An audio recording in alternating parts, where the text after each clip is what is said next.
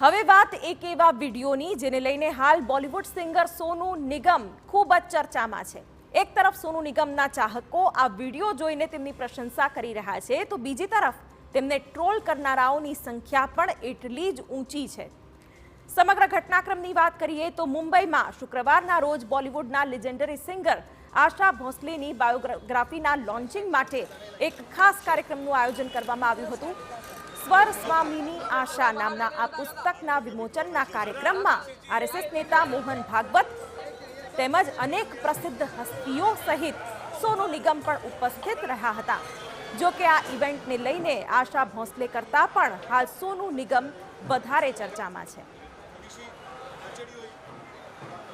આ કાર્યક્રમ દરમિયાન સોનુ નિગમે એક આગવા જ અંદાજમાં આશા ભોંસલેના આશીર્વાદ મેળવ્યા હતા।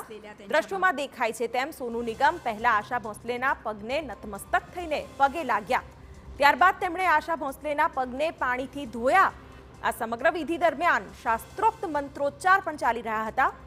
હિન્દુ સંસ્કૃતિમાં આને પગ પ્રક્ષાલનની વિધિ કહે છે। જે બાદ સોનુ નિગમે એટલા જ પ્રેમથી આશા ભોંસલેના પગ લૂછીને તેને તિલક કર્યું અને ત્યારબાદ ફરી તેમના આશીર્વાદ લીધા।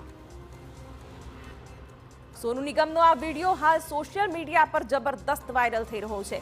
લોકોને પગ પ્રક્ષાલન વિધિનો સોનુ નિગમનો આ અંદાજ ખૂબ જ પસંદ આવી રહ્યો છે। કેટલાક લોકો આ વિડીયોને ખૂબ જ સુંદર અને ભારતીય સંસ્કારનું પ્રતીક ગણાવી રહ્યા છે। જો કે કેટલાક આ કરવા માટે સોનુ નિગમને નોટંકીબાજ પણ કહી રહ્યા છે। એક વ્યક્તિએ તો ત્યાં સુધી કહી દીધું કે સોનુ નિગમ તો હવે નેતા બનવાથી માત્ર એક જ ડગલું દૂર છે।